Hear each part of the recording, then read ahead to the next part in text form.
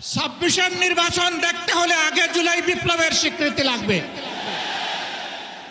আর জুলাই বিপ্লবের স্বীকৃতি দিতে হলে জুলাই সনদের আইনি ভিত্তি দিতেই হবে।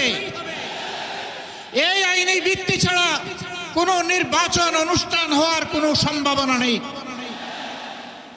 কখন হবে এই আইনি ভিত্তির গোড়াপত্তন? এদেশের মুক্তিকামী মানুষের কথা একটাই, জাতীয় সংসদ নির্বাচনের আগে গণভোট অনুষ্ঠিত হতে হবে।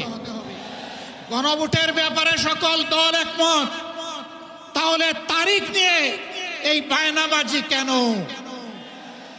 একমত হয়ে যখন স্বাক্ষর করেছি সবাই, তখন গণভোট আগে হওয়াই হচ্ছে যুক্তিযুক্ত।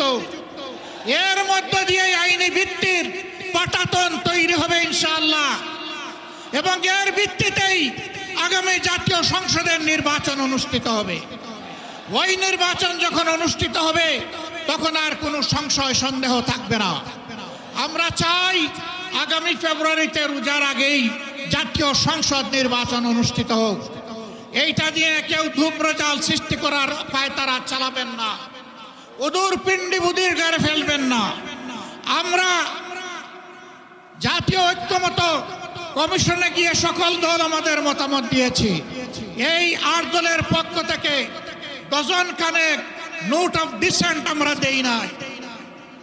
আমরা প্রস্তাবনা রাখলে যৌক্তিক মনে করে সেখানে আলাপ আলোচনায় আমরা ইতিবাচক মত দিয়েছি। এরপরে সংখ্যাগরিষ্ঠ দলের মতামতের ভিত্তিতে একটা চার্টার তৈরি হয়েছে। এটি হচ্ছে গণতন্ত্রের কথা, যে সংখ্যাগরিষ্ঠ যা বলবে বাকিরা তাই মেনে নেবে। কিন্তু আমরা দেখলাম না, কেউ কেউ তা মেনে নিতে রাজি নন। জুলাই সনদেই যদি আপনি গণতন্ত্রের প্রতি শ্রদ্ধা না দেখান, জাতীয় নির্বাচনে আপনি শ্রদ্ধা দেখাবেন কিভাবে? এই জায়গায় আসতে হবে। সকল বায়না ভুলে যান, জুলাই শহীদের রক্তের প্রতি সম্মান দেখান। জুলাইয়ে যারা লড়াই করেছে বুক টাপ করে, যারা পঙ্গু আহত হয়ে এখনো দুঃখে দুঃখে কষ্ট করছে, মেহরবানি করে তাদের বুকের ভাষা বোঝার চেষ্টা করুন। আমার ভাই আল্লামা মামুনুল হক সাহেব বলেছেন, লড়াই করে ফেসিবাদ বিদায় করেছি, লড়াই করে জনগণের দাবি আদায় করব। আমি স্পষ্ট ভাষায় বলতে চাই, কোনো দলের নয়, জনতার বিজয় হবে ইনশাআল্লাহ। জনতা কি চায় কান পেতে শোনার চেষ্টা করুন।